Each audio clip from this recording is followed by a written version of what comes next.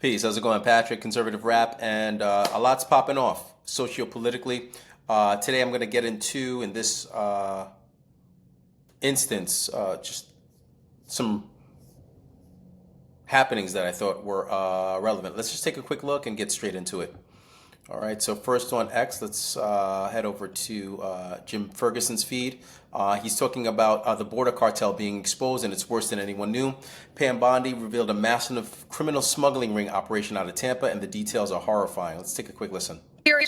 Just this week, Joint Task Force Alpha took 4 major enforcement actions. Right here in Tampa, we unsealed the indictment charging 12 defendants operating a massive, right here in Tampa, a massive illegal smuggling ring. The defendants engaged in a conspiracy to bring illegal aliens from Cuba to the U.S. for profit.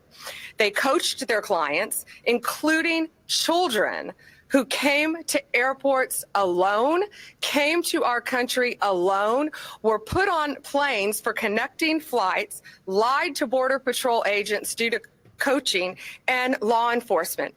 They charged up to $40,000 per victim. They used Zelle to transfer over $7 million over the course of this scheme, and I believe had profits, cash of over 18 million. Jesus Christ. 12-person trafficking ring. It goes to show you the depth and scale of some of these operations. Thank God we have patriots and the Trump administration taking care of this stuff in real time. Breaking, Nick Sorter. U.S. just banned no cash bail in Washington, D.C. Hopefully this happens nationwide. On this vote, the yeas are 237, the nays are 179. The bill is passed. On this vote, the yeas are... In my mind, God is good, right? Preventing activist judges from routinely letting violent criminals back out on the street. Some of these instances, you may have seen the one where the dude burnt a woman on a train, I believe it was. It was his 49th time being released out of prison. It's sick. Data Republican. She's quoting from Alex Thoros. Open society has not changed anything that it's doing, and we feel that our rights of free speech, claiming that they have some free speech issues, but I like Data Republicans' context. Hey, Alex, you say your work is dedicated to strengthening democracy. When they say democracy, what they mean is globalism, social control. I have one simple question for you. In your 30th anniversary publication, you had an article from your longtime head of Open Society Fund, Serbia, Sonia Lich. She also happens to be one of the most decorated civilians in Europe and one widely considered to be an expert in democracy. Pro-Merit Medal at the Council of Europe, Star of Italian Solidarity, French Legion of Honor. She's written and advised many democracy circles, Carnegie Endowment for International Peace, among others. In the article for Open Society, Lich openly discussed the problems of whether democracy can survive, check this out, without trust in their leaders. Her solution, I believe the time has come for a responsible, courageous elite. Those who care far more about addressing the genuine social problems than election results. Only a political elite with vision, prudence, and a focus on the general good, to whom the electorate with their active involvement in public life can cede part of their sovereignty in the elections, spearhead our struggle to survive. So read that again. Cede part of their sovereignty in the elections. The idea of democracy as pushed by Open Society Foundation, Alex Thoros, and others is to stop election results, which is what they did in 2020, and have the public cede their trust to a technocratic elite, to end democracy, to save it. You can't say this is just a random musing of one employee, right? It's the woman who's highly regarded in democracy circles. This is a woman who ran one of your most prominent foundations during the fall of Misolvik. This is an article you platformed with in your own 30th anniversary. Now back to my question. I'm not going to ask a lame question like, what do you think democracy is? I've spent over thousands of hours researching the topic for my book this year. I know what you think democracy is. It has nothing to do with elections. It has everything to do with ceding sovereignty to an unaccountable elite so you can implement your own twisted version of equality, aka what most of us call socialism. Nor am I going to ask you if you disavow Sonia Lich. I know you won't, and you never will publicly. I know you secretly agree with her. My question is, are you prepared for when your mask gets ripped off and everyone sees your version of democracy as the facade it is? Facts and well said. Conscious strength. The CDC, here goes, the vaccine stuff coming to light also. The CDC has quietly updated their website, now saying that the claim that vaccines do not cause autism is not evidence-based. And studies supporting links between vaccines and autism have been ignored by health authorities. New studies exploring the link are underway at HHS. God bless RFK and the others. The claim vaccines do not cause autism is not an evidence-based claim because studies have not ruled out the possibility that infant vaccines cause autism. Finally, people are waking up. Here we are, Sean Davis. Well, we certainly can't have dirty old buildings getting power washed without a federal judge saying it's okay. A building being cleaned without the approval of some brain-dead, unelected idiot without a law degree would be the end of democracy.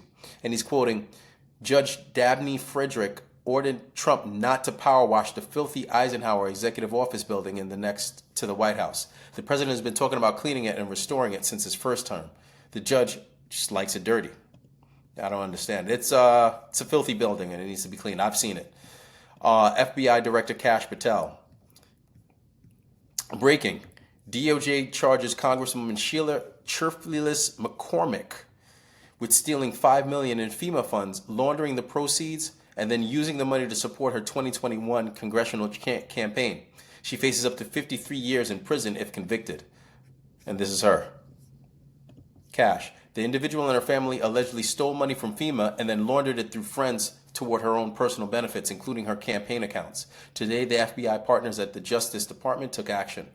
And here we go. Just like they've always been saying, right? No one is above the law. Next, Mamdani, New York. He does a complete 180 the day before meeting with Trump. On August 2025, let's take a quick listen. Hold on. My administration would be Donald Trump's worst nightmare. I have many disagreements with the president, and I believe that we should be relentless and pursue all avenues and all meetings that could make our city affordable for every single New Yorker. I intend to make it clear to President Trump that I will work with him on any agenda that benefits New Yorkers. Sounds like a 180 to me. Again, people are realizing who the real criminals are, the psychosis inherent in the Democrat Party, who the Democrats are. Mamdani promised he thinks he'd get elected, but those things are not for free, and it's just common sense. Now, we're going to close off with just some clips from Joe Lang. Did someone say wartime powers? Let's share screen.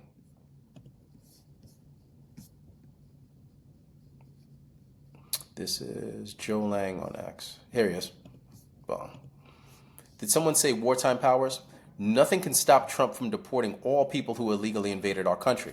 Trump gave all illegals the opportunity to self-deport and reapply to entry illegally.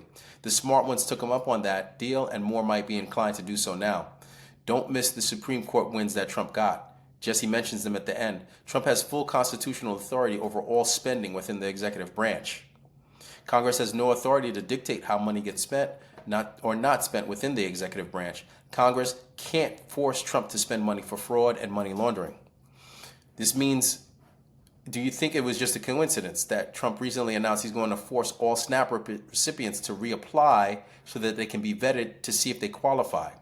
Was it just a coincidence that Doge exposed the fact that almost 190,000 people were still receiving SNAP benefits? 500,000 were receiving double payments by getting benefits from multiple states. Congress can't force Trump to spend money for fraud and money laundering. The Supreme Court just affirmed that Trump's constitutional authority to cut all the fraud out of SNAP, which falls under the Department of Agriculture within the executive branch. The Supreme Court just cleared the way for much more. Guess what else falls under the executive branch?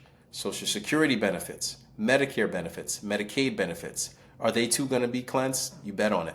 Guess what else? Do you think it's just a coincidence that Trump is talking about taking away subsidies for health insurance companies that are ripping off the American people? Trump talking about cutting off subsidies for Obamacare. Who has real power over the money under the Constitution? The Congress has always intruded on the president's constitutional authority when it comes to managing the executive branch. The Trump is once again setting the clear dividing line between the branches of government. Separations of powers is being made great again. Money flow disruption. Trump is the first president who made it a priority to protect taxpayers' money, and he's doing it in every possible way. And starting in January, millions of Americans are going to get their income taxes cut again, not just for tips and Social Security, but Trump also raised the deduction levels. All right, this is the first step toward eliminating federal income taxes. It's coming. It's always been the plan. While all the politicians are complaining about affordability and trying to blame Trump, Trump knows what's coming. A new dollar backed by gold that no longer loses value and prevents the government from printing and increasing debt. No more federal income taxes, which will explode the economy, jobs and wages higher as the economy massively expands more than we ever imagined. A golden age approaches, and Trump is confident that the American people will completely understand why the setting the table for our future, though difficult, will be worth the short-term struggle. Very well said. And again, it's a new reality that we're walking into. What do you think? Feel free to like, comment, subscribe, share, and check me out at ConservativeRap.com for more. Thanks and take care.